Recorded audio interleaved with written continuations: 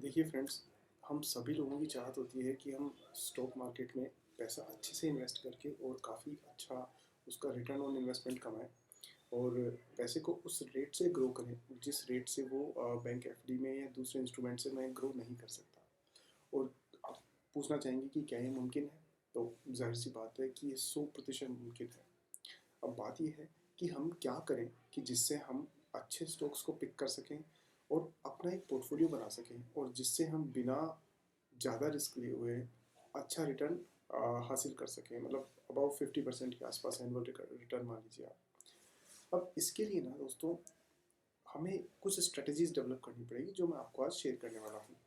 तो देखिए, पहली बात ये है कि हम एक स्ट्रेटजी लेकर के चल रहे हैं जो स्ट्रेटजी मिस्टर वॉरेन बफेट भी फॉलो करते हैं और उनके गुरु बेंजामिन ग्राहम जो है उन्होंने इस चीज़ को डेवलप किया था बेसिकली। तो पहला पॉइंट इसमें क्या है कि आप जब देखेंगे स्टॉक मार्केट में 5,000 7,000 स्टॉक्स का एक पूरी लिस्ट होती है और उसमें से अब सही स्टॉक को सेलेक्ट करना आसान नहीं है।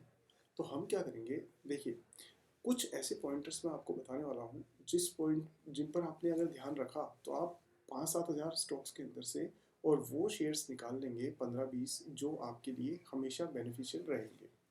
तो पहली चीज़ क्या है, मिस्टर बफेट क्या कहते हैं कि आप जब भी कोई स्टॉक खरीदें, जब भी कोई कंपनी को आप सर्च करके शॉर्टलिस्ट करना चाहें, तो उसमें देखिए कि उसमें मोट है क्या।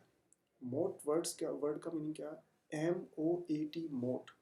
मोट का मतलब होता है दोस्तों, जैसे पुराने ज़माने में जब राजा महाराजा अपने किले बनवाते थे तो वो किलों के चारों तरफ अपना जो फोर्ट होता था उसके चारों तरफ ना एक नहर खुदवा देते थे, एक पानी की टनल टाइप बना देते थे और वो काफ़ी गहरी और काफ़ी चौड़ी होती थी। तो अगर कहीं दुश्मन बाहर से हमला करने आया है तो उसे वो पानी की नहर पार करके आनी पड़ती थी। तो जब वो पार करेगा उस दौरान महल से या जो किला था उससे लोग, जो किले के जो लोग थे, राजा और उसके सेनापति और बाकी लोग, वहाँ से अटैक करके और पूरी की पूरी ही दुश्मन की फौज को ख़त्म कर देते थे। तो ये एक टेक्निक थी जिससे कि बाहर से आने वाले किसी भी दुश्मन को बाहर ही ख़त्म किया जा सके।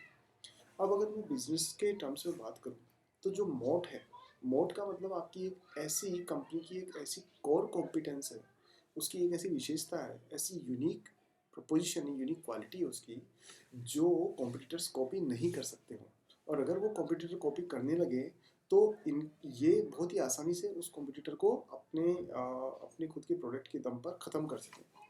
जैसे मैं एग्जांपल देता हूँ आपको दोस्तों, मान लीजिए जैसे एशियन पेंट्स है। अब एशियन पेंट्स की आपने देखा है कि ब्रांड वैल्यू इतनी ज़बरदस्त है और वो बहुत ही इनोवेशन करती रहती है। इवन रतन टाटा ने भी कहा था कि अगर कोई कंपनी सबसे ज़्यादा इनोवेशन पे खर्च कर रही है तो या मोस्ट इनोवेटिव कंपनी है तो वो एशियन पेंट है। तो एशियन पेंट्स जो है उसकी खास बात क्या है, आपने ये महसूस किया कि इसके मुकाबले में एक दो कॉम्पिटिटर्स हैं और वो भी बहुत दूर इनसे, इनकी टक्कर की कंपनी पिछले 25-30 साल में एक भी नहीं आई। क्या कॉम्पिटिटर्स ने कोशिश नहीं की होगी इसके लिए? बहुत कोशिश की होगी, लेकिन इन्होंने एक ऐसी मोट बना रखी है एशियन पेंट्स ने। मोट मतलब वो नहर बना रखी है अपने चारों तरफ, जिसके अंदर कोई कॉम्पिटिटर घुसते ही ये उसे ख़त्म कर डालते हैं। मसलन इनकी क्या क्या मोट है? पहली मोट ब्रांड वैल्यू। आपने देखा होगा कि ये बहुत ज़्यादा एडवर्टाइजिंग करते हैं, प्रमोशन पर बहुत पैसा खर्च करते हैं। तो इनके लेवल की एडवर्टाइजिंग के लिए बहुत पैसा चाहिए कॉम्पिटिटर को, तो वो पहली मोट हो गई। दूसरी मोट क्या हुई दोस्तों? दूसरी मोट हो गई इनके प्रोडक्ट जो है उसकी रेंज। तो आपने देखा होगा कि अगर कहीं पर पेंट से संबंधित कुछ भी चाहिए, आपको घर में पेंट करवाना है या मान लीजिए आपको अपने व्हीकल पे पेंट करना है, या मैं कहूँगा कि आपको रेड ऑक्साइड करनी है, या जिस भी तरीके का आपको सफ़ेदी करवानी है घर में, इंटीरियर डेकोरेशन के साथ में जो पेंट वगैरह यूज़ होते हैं वो यूज़ करने हैं, जितनी तरीके की पेंट की रिक्वायरमेंट होती है एशियन पेंट्स सब कुछ कवर करती है। तो अब आप ही बताइए मुझे कि अगर कोई कॉम्पिटिटर आएगा तो क्या होगा? वो एक प्रोडक्ट लाएगा, दो लाएगा, पांच लाएगा ज़्यादा से ज़्यादा।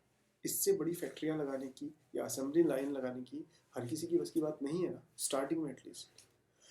तो वो दो चार प्रोडक्ट लाएगा, इनके पास पूरी रेंज है। तो जब कस्टमर जाएगा तो उसकी अगर पेंट की रिक्वायरमेंट है तो एशियन पेंट्स खुद ही पूरी कर देती है। तो कॉम्पिटिटर का प्रोडक्ट क्यों लेगा कोई? तो दूसरी चीज़ हो गई कि इनके पास वाइड रेंज ऑफ प्रोडक्ट्स हैं। और तीसरी चीज़ क्या है? तीसरी चीज़ दोस्तों है इनका डिस्ट्रीब्यूशन नेटवर्क। अब जैसे डिस्ट्रीब्यूशन नेटवर्क की बात करें हम लोग, तो इनका आप देखिएगा किसी भी इंडिया के किसी भी शहर में, किसी भी गांव में या किसी भी मोहल्ले में कहीं भी चले जाइए, जहाँ कहीं बिल्डिंग मटेरियल सप्लायर होंगे, आपको एशियन पेंट्स के डब्बे दिख जाएंगे वहाँ। तो ये डिस्ट्रीब्यूशन नेटवर्क है। इनका प्रोडक्ट खरीदने के लिए किसी व्यक्ति को दूर जाने की ज़रूरत नहीं, उसी की कॉलोनी में एशियन पेंट्स के सप्लायर मिल जाएंगे। अब बताइए, कोई कंपनी अगर नया कोई कॉम्पिटिटर आता है और वो सपोज करिए बेंगलोर में एक प्लांट लगाता है, और मान लीजिए कि जयपुर में एक व्यक्ति बैठा हुआ है, उसे पेंट की रिक्वायरमेंट है, तो क्या बेंगलोर वाला जयपुर तक आसानी से सप्लाई कर पाएगा? नहीं कर पाएगा। तो जयपुर वाले को तो पता भी नहीं होगा कि ये प्रोडक्ट मिलता कहाँ है, चाहे कितनी एडवर्टाइजिंग कर ले। तो इस मामले में एशियन पेंट को क्या फ़ायदा है? उसको फ़ायदा ये है कि उसके डिस्ट्रीब्यूशन नेटवर्क इतना गज़ब है उसका, कि उन्होंने टीवी पर अगर एक नया प्रोडक्ट लॉन्च किया कल, मान लीजिए मैं कहूँगा डस्ट फ्री पेंट, तो कल की तारीख में जैसे ही किसी ने टीवी पर सुना कि भाई ऐसा पेंट एशियन पेंट्स की तरफ से आया है, तो वो पास की दुकान पर जाएगा तो उसे मिल भी जाएगा वो साथ में। तो ये तीसरी स्ट्रेंथ है। तो दोस्तों ये चीज़ क्या है? ये है मोट। मोट मतलब वही जो मैंने बताया था कि कॉम्पिटिटर उसमें कुछ डैमेज ना कर सके इनका, इतनी पावरफुल है। मतलब ये एक तरह से मान के चलिए कि सूर्य की तरह की रोशनी है, उसकी तरह की क्षमता है मोट का मतलब। तो अगर कोई भी जैसे सूर्य की तरफ अगर कोई मान लीजिए पास में जाता है, कोई स्पेस क्राफ्ट वगैरह क्यों नहीं भेज पाए हम लोग आज तक, इसीलिए नहीं भेज पाए, जो भी उसकी तरफ जाएगा वो उसके तेज से, उसकी गर्मी से ख़त्म हो जाएगा। इसी तरह से ये टॉप ब्रांड्स की यही खास बात है। तो एशियन पेंट उसी में हो गया एक कि उनकी मोट है। तो आप अभी नोट कर लीजिए कि जब भी आप किसी स्टॉक को देखेंगे तो उसमें क्या कोई मोट है, ये ज़रूर ध्यान रखेंगे। अब दोस्तों कौन कौन से ऐसे स्टॉक हैं जिनमें मोट है, मैं आपको थोड़े से एग्जांपल और शेयर कर देता हूँ। जैसे मैं आपको कहूँ, जैसे अमूल है, अमूल की मोट है, क्योंकि मार्केट में कितना भी कंपटीशन आया हो, इसकी जो ब्रांड वैल्यू है वो कोई मैच नहीं कर पा रहा। जैसे आपके ये है पेज इंडस्ट्रीज़ है, उसकी मोट है। पेज इंडस्ट्रीज़ के प्रोडक्ट कौन कौन से होते हैं? उसके हैं जोकी अंडर गारमेंट्स, जोकी के नाम से जो बिकते हैं।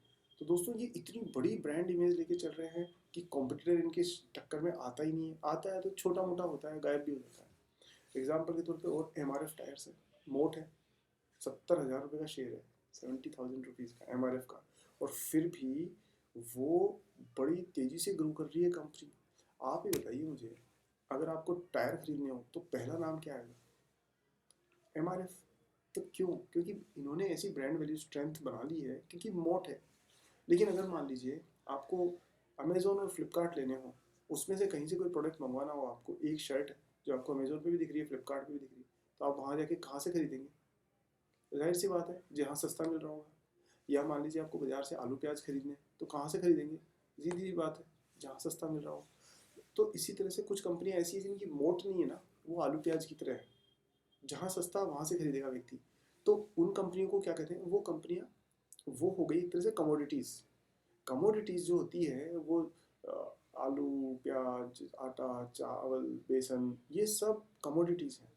कमोडिटी का मतलब क्या है कि इसमें प्रोडक्ट की क्वालिटी में भी ज़्यादा अंतर होता नहीं है, तो मोट भी नहीं होती है। डिस्ट्रीब्यूशन नेटवर्क का भी कोई बड़ा मतलब नहीं है, तो मोट भी नहीं है। जब मोट नहीं है तो जिस जगह पे आसानी से इंसान को सस्ता मिलेगा, बगल की दुकान से वो ले आएगा, वो क्यों ब्रांड के लिए पैसे खर्च करेगा?